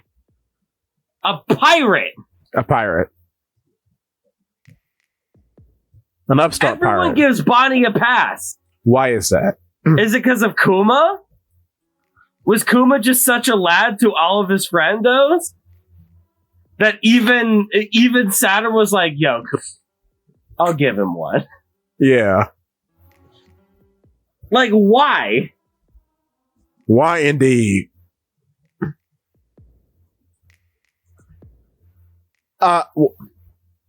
Just remember, no, Alice is a robot, so no. That's true. But yeah, but to your point, yeah, why is Bonnie so important? Like, she obviously has, like, very similar design philosophy to Guinea. Right, yeah. I guess Guinea would have design philosophy to Bonnie, because Bonnie was... Yeah, Bonnie was first. They were, like, designed stockings, they eat a bunch of food, which gluttonous females are a rarity in One Piece. Like, maybe she is Guinea's daughter, but Kuma's not the dad? But Kuma decided to raise her anyway? Maybe. Oh, that's a chilling thought. She got kidnapped by the Celestial Dragons, and oopsie poopsie. Oh no! Griffith happened. Oh, I don't know. Oh no! I don't know. It's possible. That's dark. That's so dark. But then that would explain why everyone's so easy on Bonnie. If she's a celestial dragon. Yeah. Yikes. That's a possibility. If we're going that dark, it could go that way. I don't think that One Piece is going to go that dark. Or, like, even if they do, they won't explicitly say it. Yeah. Because One Piece ain't the kind of series to go, like, for that direction, right? Not full berserk. Not full berserk. Half berserk. Yeah. Though we do just have child labor, so I don't know. Child labor and... Yeah. Let's just say unwanted children. Yeah. Are two very different things. True. Yeah, I don't know.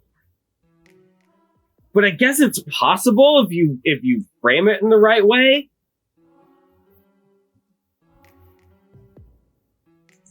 Like, Ginny's like, I got married when I was away. What? Or, I don't even know.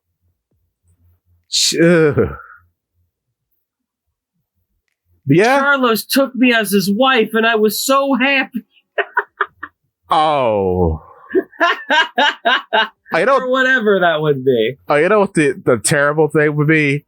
If some tags on some websites were applied to her. And she tells Kuma, "Oh, the celestial dragons aren't so bad after all. One married me, unlike something you wouldn't do to Kuma." God, no. If that's what pushes him over the edge. Oh, I couldn't take it. Oh. If that's where they go with this Kuma story, I don't even know what I'll do. Maybe drop One Piece? I don't know.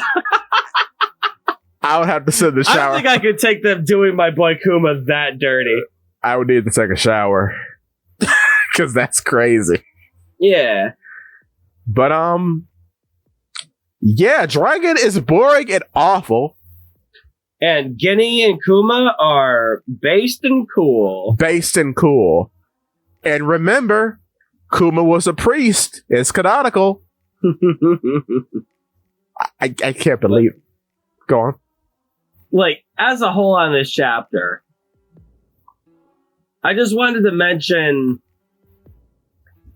just because, like, I'm still in the process of trying to figure out if I like it or don't like it. Yeah.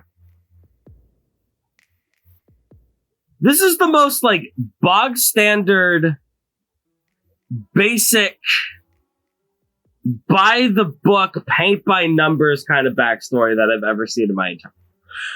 That's fair. It's fair. I was born in a bad situation. I was gifted a power. I used that power to help others. Evil man decides to try to kill everyone. And I decide that's not very cool. So I join a group of people that are willing to, like, fight against that.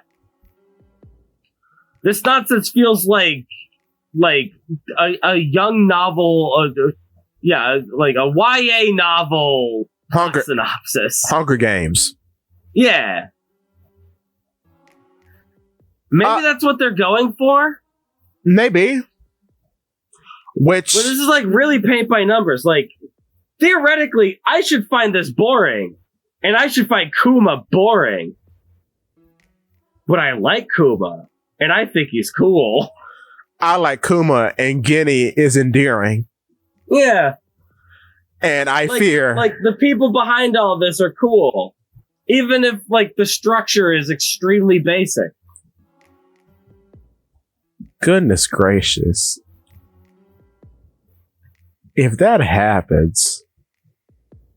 Also, is this the second arc in a row where the flashback backstory is the most important and interesting part of the arc itself? Yeah, because Egghead's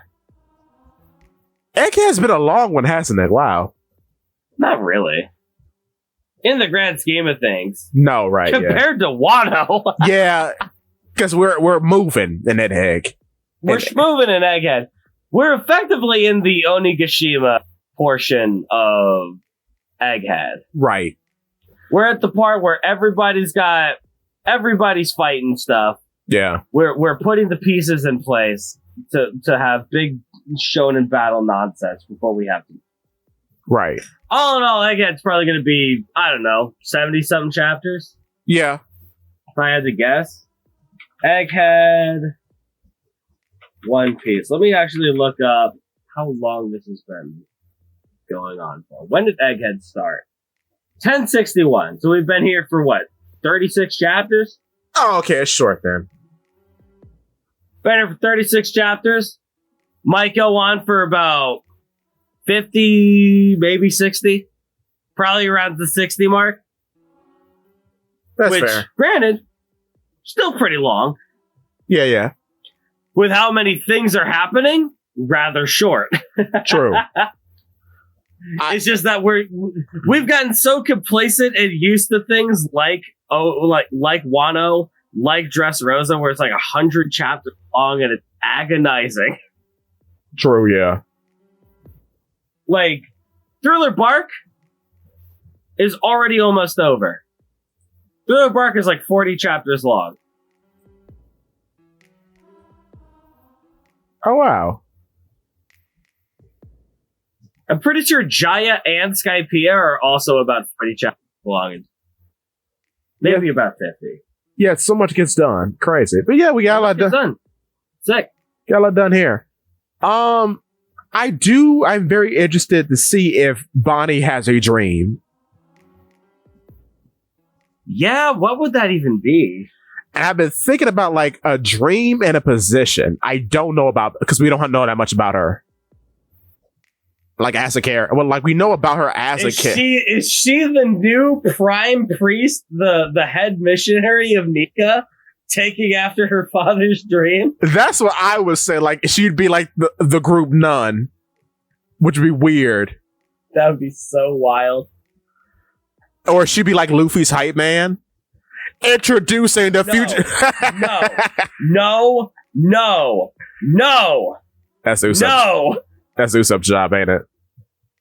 Bartolomeo already exists. True. And you're not allowed to take that from him. What would that? Also Usopp, yes. Yeah, right. We're both, yeah. Like, how would you? Does a nun work? I mean, I don't even know. Like, I've done a lot of research on pirates. Yeah. I don't remember ever reading about any pirate expeditions that had men of the cloth on their expeditions. But that doesn't mean it never happened. Right. And like, if you're talking about like archaeological like exploits, an archaeologist would make sense. Like if you're going on a voyage and you need an expert in the field of the civilization that you're going to find. History, yeah. That's why Robin has always made sense to me. But like, I guess if you were okay, laying it out. If you technically are the embodiment of having a good time, would it make sense to have someone on your crew who is like the patron saint of having a good time if your captain is the deity of that? We already have that. Brookit, right? Yep. There's a reason why Luffy always wanted a musician on his ship. Right, and that is what a musician is there for. That's also to keep rowing in time, but we have paddles, so we don't have to worry about that. And we have a mechanized mechanism that shoots air from cola, so... Yeah. But in a literal robot. But yeah, we don't need musicians in this world. Because all of the duties of a musician are already fulfilled. Although, you know what? That's weird. Huh? You know the purpose of sea shanties? Originally? I don't know. Tell me. So, when you think about the people that ran a ship. Right. whether it be Navy, whether it be pirate, what have you. They all have to work together in unison. And they all have to be able to perform tasks at similar speeds. Because let's consider a sail, right? A sail is a gigantic piece of cloth that is effectively held down by a piece of rope on each side of the ship. You want to pull up the sail, then you have a guy on each side of the ship pulling up the sail. Right. Well, let's just say, okay, guys, pull up the sail. And then two guys go in and they start just grabbing the yanking his hand. What's going to happen? We'll go up. It's going to go up, but it's going to be wonky and weird. Because they're going to do it at two different speeds. Ah! You see what I'm getting at? Yeah, I see what you're getting at. It's going to be wonky, it's going to be weird, it's not going to unfurl as fast as it could, and it's going to damage the sail. So the standard way that you could get people to go and perform this task on both sides of the sail would be to just like count it out, right? 1, 2, 3, pull! 1, 2, 3, pull! 1, 2, 3, pull! But think about the time when people are sailing on ships. And the kind of people that would be sailing. They're not going to count like regular folk. They need a fun way to count. That's spirited. It's not even about being a fun way to count. These aren't the smart individuals. Right. The most not even the smartest. The most educated of men. They might not know how to count. They never learned. But you know what is universal in life? Song. Every single culture known to humanity in total, bar none, has created music. It is a very extrinsically human thing to do. And since everybody could do a song, what's a good one? When I was just a little boy, my mama told me, away, grab one hand on the rope, away, grab another hand on the rope, we'll haul away, Joe, and you yank that rope on Joe. Away, haul away, we'll haul away, Joe! And then you do that to get both of them to grab a rope, get ready, yank! 1, 2, 3, yeah! But they do it in the form of a song. Makes sense. That is universal between every human being that has ever existed. And that makes sense. And that's why it's so cool. That's why pirates are so cool. They are cool. I love that age. So sick. And then they used the same, like, when they started putting rows on the ship, they did the same thing. Where it's like, away, haul away, we'll haul away. Where it's like, you're rowing to the beat of the song, so that you don't have just paddles smacking the water going all over the... Everybody is in unison. Everybody is in motion. You're going to the beat of the song. It's easier that. Yes. And we don't have to go 1, 2, 3, roll. 1, 2, 3, roll. You go haul away, Joe. Haul away, Joe. And that's cool. What were we talking about? Arbiter of partying. Right. The power of the human spirit is beautiful and endearing. Mm-hmm. That is why we love to see it in our stories, which is why the revolutionaries are bad! Because they don't got nothing like that. Nothing. You think these people have ever sung a song? Are they even human? Well, one is. The other one used to be. Kinda. I don't know about the leader. I'm not sure. I was about to say, one might be. One might have used to be. Another one might have used to be. Because Kuma used to be. Ginny might be a corpse. And had her autonomy stolen in one of two ways, but Koala is basically a fishman. Yeah. Well, fishies are people. Yeah. And then we have Dr. Sabo, who is he's there. He's such a nice guy. Forget about Flame Boy. Look at Dr. Frankfurter from Rocky Horror Picture Show over here. Look at him. I do love Eva. Eva's good. Ivankov's just a freak. Yes. I think calling Ivankov a human would be disgraceful and insulting to them. But he does have the spirit. But he's got the spirit of man and woman simultaneously. Yes. Inside them are two wolves. Dancing in a vicious fight. But then they make the moon, and that's Nika. Very good. Very cool. Well, no, that's the sun. That's Nika. Oh, right. I forgot. Anyway. The moon is going to be Blackbeard's fruit, or Eames' fruit. Whoever's going to be the big bad is going to be the moon. The moon, that's how storytelling works. Yes. Well, although the sun and the moon don't really have much beef in Japanese folklore. Not really.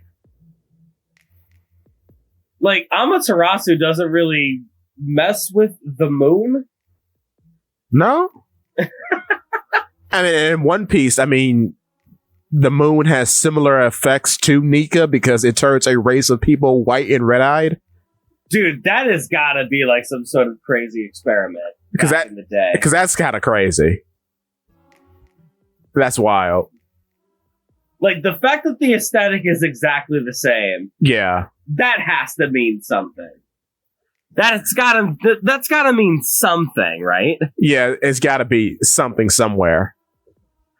Also, I'll say it again, I like how all the buildings in the Sorbet Kingdom kind of look like fudge pops. Yeah. Because sorbet, get it? Sorbet popsicle. Do you get it? Delicious. So, yeah. I just like how much like life and emotion that they put. Dude, they put more life and emotion into this church. Yeah, they do. Bouncing around than they did Dragon. A literal stone structure has life and emotion when Dragon can't. Yeah. I will never get over this. It's quite bad. It's pretty bad. Lord. Also, some funny tidbits to point out. I did not know that the heavily tribute went according to how many citizens that were in your kingdom. So that is why the king splits the kingdom in half. So you also, I've never really thought about this before. How do kingdoms generate money? Yeah. Through trade, maybe? Trade? True, wait. How are you going to get a boat to another kingdom? True. This is the Grand Line. True. Unless, like, everybody has, like, eternal poses to everywhere. And that seems illogical. But isn't that just, like, a death knell to the One Piece world if there's a trade network that works? Well, no. This is the South Blue. This is not the Grand Line. Yeah. I mean, you could at least... So within all the blues, I guess you could say trade? Yeah, I mean, trade has to exist in the blues, but the Grand Line is the place that you actually need, like, the log post for. Like, how does money even work? Is anything based off of, like, a gold standard? That is true, because the economics aren't really touched upon. That's true. Like, one of the biggest things about the world, right, is that we have this heavenly tribute. Right. And every kingdom has to just give money to the celestial dragon. And I guess they give back to the economy by spending it. But more importantly, why doesn't every kingdom just create a money press? Yeah. Though there could be, well, you have the Marines upholding the quality of the money, I guess. Yeah. Maybe. It can't be the Marines that do that. It's got to be like the higher echelon nonsense. It's got to be Samurai Gandhi, I guess. Yeah. 'Cause he is finance man, so yeah, that makes sense. Finance man. Like, has any nation tried to do that? Was that what happened to Ennie's lobby? I don't know. I want to say there was counterfeit money at one point, but I cannot remember. Like, when Germany had to pay an obscene amount of reparations to France after World War I,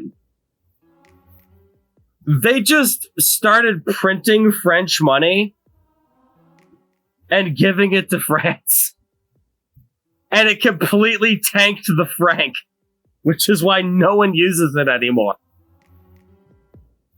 Dang. Well. Like, what is keeping people from just doing that? If this is an all-encompassing problem for every kingdom,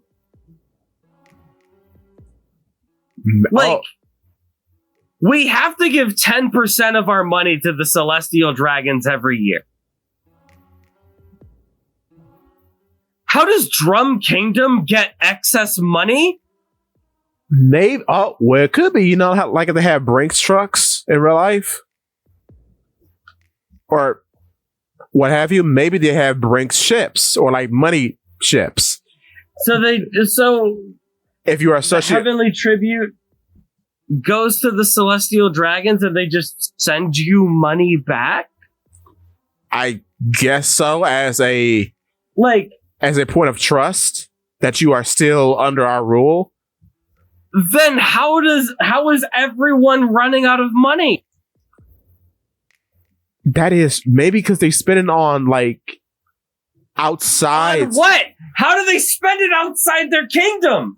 Because you have traders coming from outside the kingdom. I guess sometimes. I would have to. I mean, if this is an age of boats, you have to think that merchant ships are coming around all the time. Yeah, but this is also a hilariously difficult world to navigate. In the blues, no. In the blues, no. But in the Grand Line, yeah. But now in the Grand Line, I have nothing for you. And like that's what I mean about the Grand Line, because that's like the interesting ocean. Like, how does Sorbet make money so that they could give it to the Celestial Dragon? Well, Sorbet is in the south. Well, then, I don't know, Alabasta. One of the most ancient kingdoms. Alabasta, I have no idea, because that's wild. Though Alabasta may be excused because they were part of the original family. Maybe. Well, what about Drum? How does Wapple make enough money? Now, that's a good question.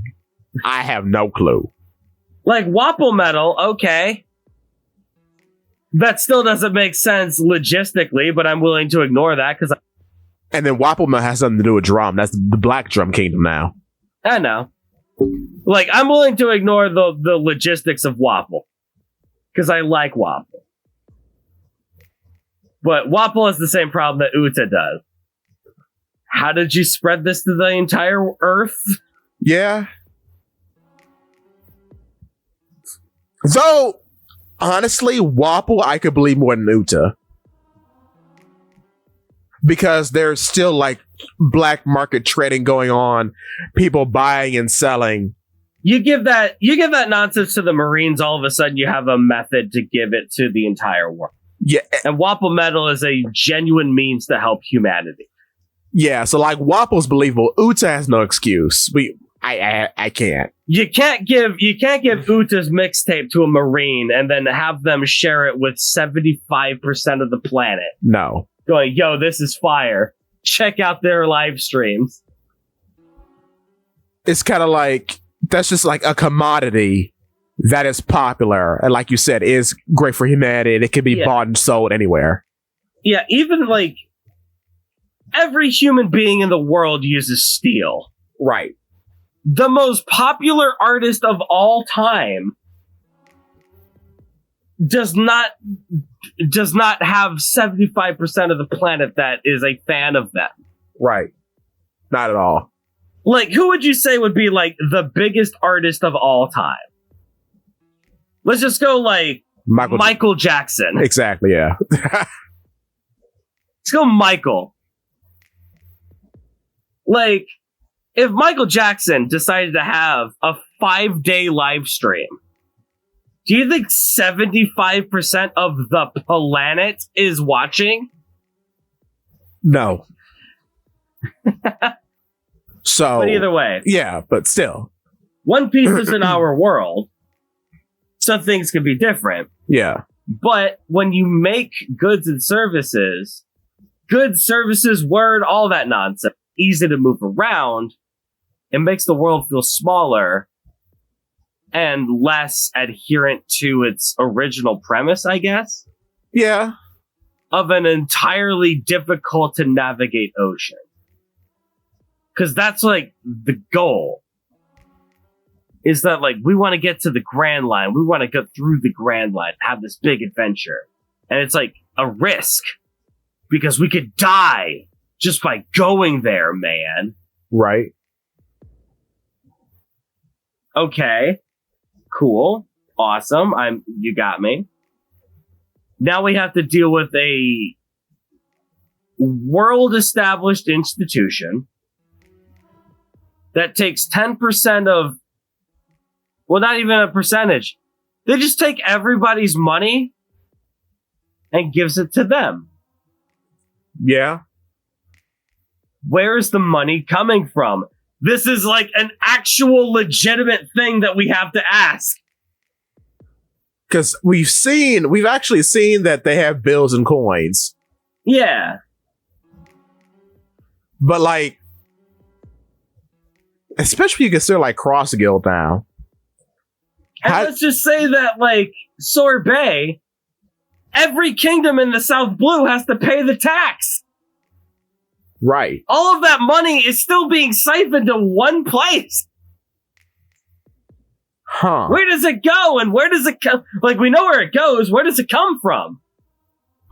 Maybe they only have the money printers. Maybe that's it. Because I would think you wouldn't have multiple places having means to print money. Yeah. And maybe Samurai Gandhi is in charge of scanning for counterfeits? Maybe. But why would he care? For control purposes. Because money is an illusion. I guess. But like, we have this big problem with like, oh man, so many countries, they're just like worried about money problems. They're just worried about like all of these different things where we can't pay the tax. We can't give them the holy tribute. We can't do it. So many districts and provinces have that problem. Shouldn't every district and province have that problem? You would think so. That's why every ounce of the money has to go to the same place. And why wasn't that a point of robbery when the revolutionaries invaded Mary Joas?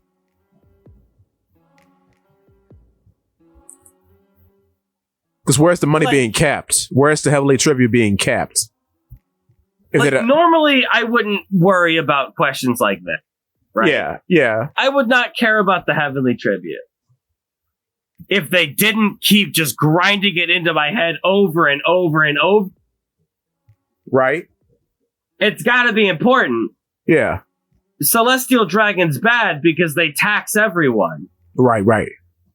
And they tax everyone to the point where most of the world is starving to death. Because nobody can spend money to buy food. Because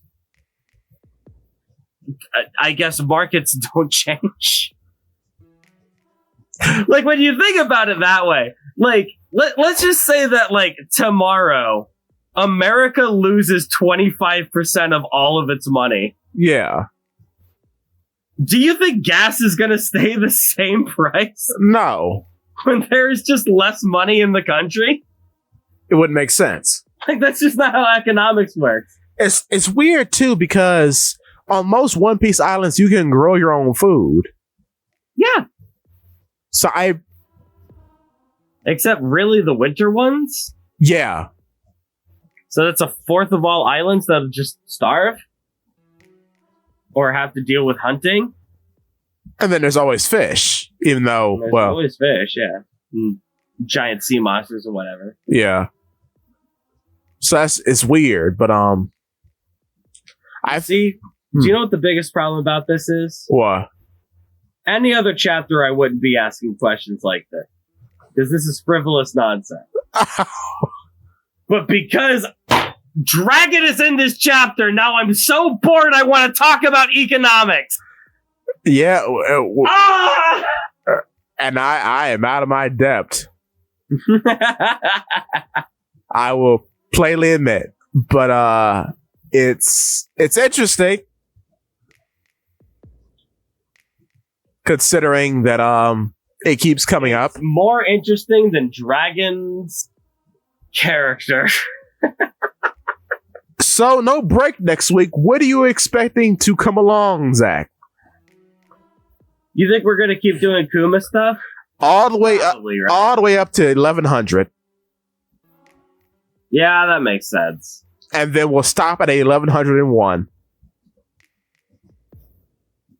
So Jenny's captured. Are they still in Sorbet here? I think they're still in Sorbet.